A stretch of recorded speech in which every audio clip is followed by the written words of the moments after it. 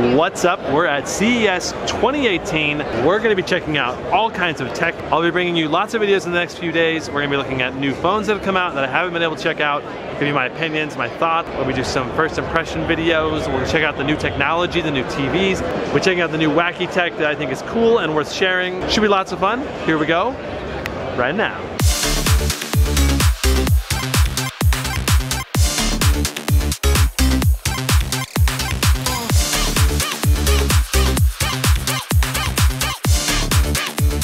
There's Razer's booth. Let's go check it out. Oh, that is awesome. So the folks at Razer are going to take us into the back now to check out their new stuff.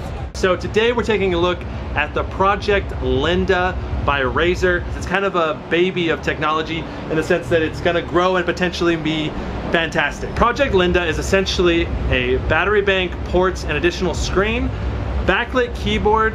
You put your Razer phone into Project Linda and then it becomes an almost fully fleshed out laptop essentially. It has a little USB dongle that pops out into the phone. So there's a desktop interface that then loads up onto here. Now currently there's a USB Type A 3.0 and these ports are subject to change.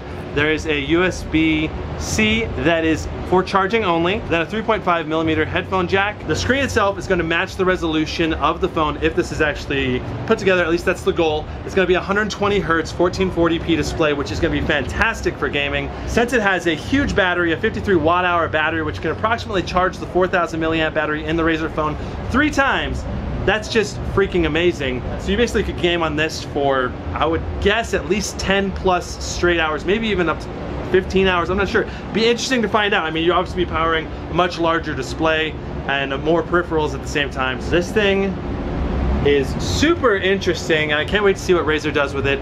Currently there's no release date scheduled, there's no hardline specs on it. Anything could change on this. Overall, I'm really impressed with the concept and I can't wait to see what they do with it. So big thumbs up from me. Look forward to seeing what happens in the future.